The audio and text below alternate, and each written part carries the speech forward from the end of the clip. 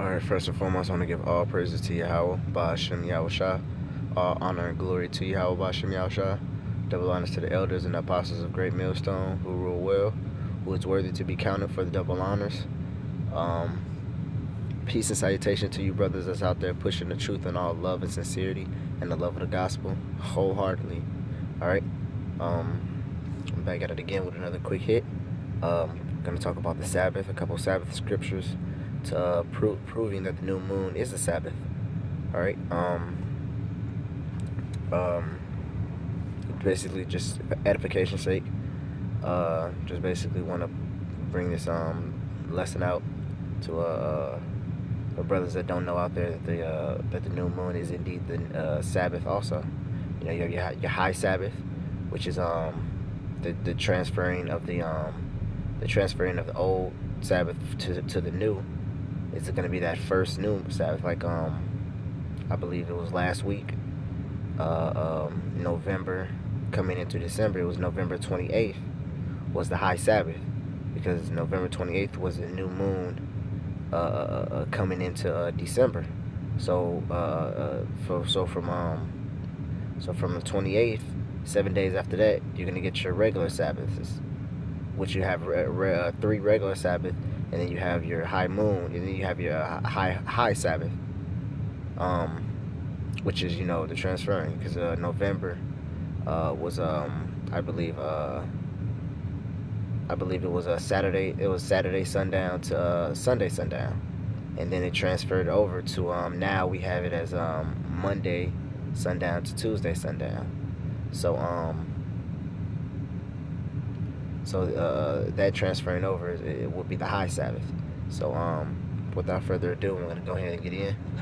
This first scripture I'm gonna get is gonna be Genesis chapter 2. I'm gonna start from the top.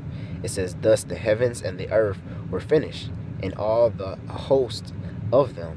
And on the seventh day, Yahweh Shah ended his work which he had made." It says he rest on the seventh day, and from all his work which he had made. And Yahweh Shah blessed the seventh day, and sanctified it, because that is he. It says, because that in it he had rest from all his works, which Yahweh Shah created and made. All right. So basically, that's exactly what the Sabbath is. You know, it's the seventh day of rest. You don't supposed to do no labor whatsoever on that rest day. But being that we are in our captivity, you know, Esau doesn't honor that. Esau doesn't have us work 7 days, and everybody in the whole entire United States, nothing be on. You know, no type of work whatsoever should be. You know, we don't have that. You know, Esau has days off. Now, if you so happily have that day off, you know, and the Sabbath comes into a month where that your day off is Saturday, and then let's say so happen the Sabbath falls onto Saturday, you know, and you work mornings, so if Friday morning, you work Friday morning to Friday afternoon, and from you don't work no Saturdays, you probably, you know, you can keep that Sabbath, you know. It's just the best interest, you know, since you're not working that day, you should practice it more, because it says it in I believe the book of Judges. It says what? It says, in the place of drawing water, there shall they rehearse the righteous acts. All right, so Yahweh shall already know that we're not going to be able to keep the Sabbath 100% perfectly. You know, we're not going to be able to keep that. You know, even brothers that don't work on that day, like me myself, I work for a cable company, and I work from sun up to sundown. You know, early in the morning, and sometimes, you know, since it's getting darker outside, you know, that's when the Sabbath falls, you know, on that night. So if let's say I'm still at a job at 6, 7 o'clock, I mean, right then and there, boom, I already broken. It's not even the next day yet. But, you know, I try to keep it as best of my ability, you know. What's that saying? You know, you get an A for effort, man. Yahweh Shai is just gonna basically give out A for effort, man. You can't just put no work and say, I'll forget. The only thing I'm gonna do in the truth is not eat pork, not get a line, and go out and teach. I mean, there's more commandments than that. There's other things we have to keep. That we have to try to keep at least. Basically you have to try to keep as many of them as you possibly can. That's the way I see it. Try to keep it. It's 613 statutes, laws, and commandments. You have to try to keep at least, I don't want to say at least half, but at least the ones that you can. But stop rambling on and get back to the scriptures. The next scripture I'm gonna pull is Exodus chapter 20 and verse 8. This is Exodus chapter 20 and verse 8. It says remember the Sabbath to keep it holy. Now the Sabbath, the word holy means separate, because what makes it separate from the rest of the days? The rest of the days you work, you do your labor, and the Sabbath you separate yourself. You separate yourself from all labor, all works. You're not supposed to have sex. You're not supposed to kindle a fire. You're supposed to prepare everything for the following day, as far as like food, feeding your flock, feeding. Basically, if you have a farm, you're supposed to put twice as much food in there, so they'll maybe last, through the Sabbath, because you're not supposed to be no labor whatsoever. It says 6 days shall thou labor and do all thine work. See, it says, but the seventh day is the Sabbath of the Lord thy God, and it says, in it thou shalt not do any work. It says, thou, nor thy son, nor thy daughter, nor thy manservant, nor thy maidservant, nor thy cattle, nor thy stranger that is within thy gates.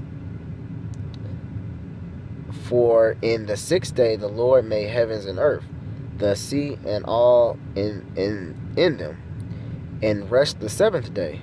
Therefore the Lord blessed the Sabbath day and hallowed it. All right. So that's and that's one of the 10 commandments. Well, it's more than 10 commandments, but that's one of the 10 commandments. You're supposed to keep that basically holy. Next scripture, I'm gonna jump back to Genesis, but this time I'm gonna go to the first chapter. I'm gonna go to verse 14.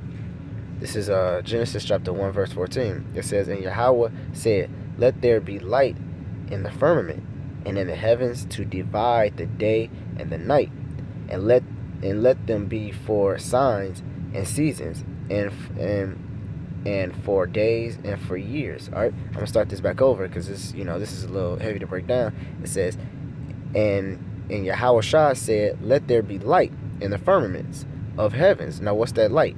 The sun and the moon. All right, you have one what is a greater light, and you have one that's a lesser light. The moon is the lesser light, the sun is the greater light. All right, now the word month actually comes from the word moon. If you etymology the word month, it goes back to the word moon. So why do they have what is a month? A month is a measurement of time. 30 days out of the year. Now why did they base that up off the moon? Because the moon is also a measurement of time. They use the moon to measure the times. All right, and it says to divide the day and the night. How do you know when it's nighttime? The sun starts to leave and the moon starts to come. That's how you know when okay, nighttime. But how would you know that if you don't have basically the moon and the sun? If the moon and the sun wasn't here, you wouldn't know what time it is. You was like, dang, I can't even really see what. And even by the sun, sometimes you can see if you watch the sun all throughout the day, from the time you get up, from the time you go to sleep, you kind of can tell what time it is. Even when you don't even have a watch, if you look at the sun, you're like, dang, it's gonna be probably 4 more hours before that sun go down. You kind of can tell, but we're so far gone from that. So many people is relying on watches. We kind of lost touch with that, But that's why you have that type of watch, a sundial, It's based off now watches, That sundial, you look at it and it's basically the moon. I mean the sun casts a ray on the sundial, and the sundial shadow shows what Pacific time Basically it is, all right.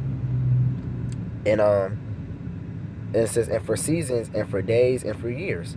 It says, and let them be more light in the firmament of heaven to give light upon the earth. And it was so. And Yahushua made two great lights, the great it's like it, the great light, and to rule the day, which is the sun, and the lesser light to rule the night. He made the stars also, along with the lesser light, which is the moon. All right, I'm gonna get one more scripture because I'm currently at work right now, and I'm kind of didn't know it was gonna take this long. Okay, I want to get this one last, but I guess now's a good time than ever, I guess.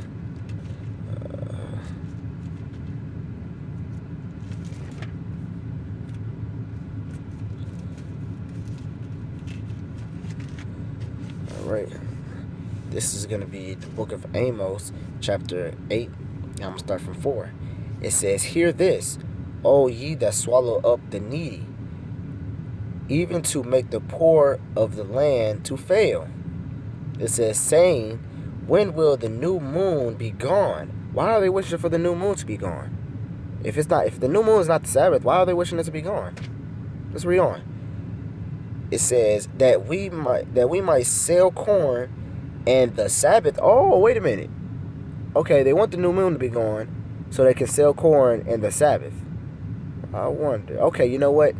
The Sabbath is the new moon. See, I mean, that's exactly what I was saying, And if you didn't notice my voice, I was basically being sarcastic, But the Sabbath is the new moon.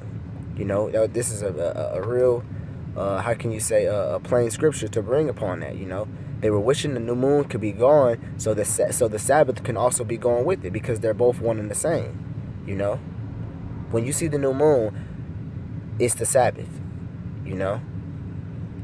Let's continue. It says that we may set forth wheat, making the ephah small and the shekels great, and falsifying the balance of deceit. Basically, they wanted to sell less products for more money, which is being deceitful. But I would just basically want to bring that out because it said they were wishing the Sabbath can hurry up and leave so they can basically do these things. But they didn't say the Sabbath. Well, they did say the Sabbath. But what did they say at first? That the new moon be gone, because they know that back in the ancient world they know that the new moon was the Sabbath. All right.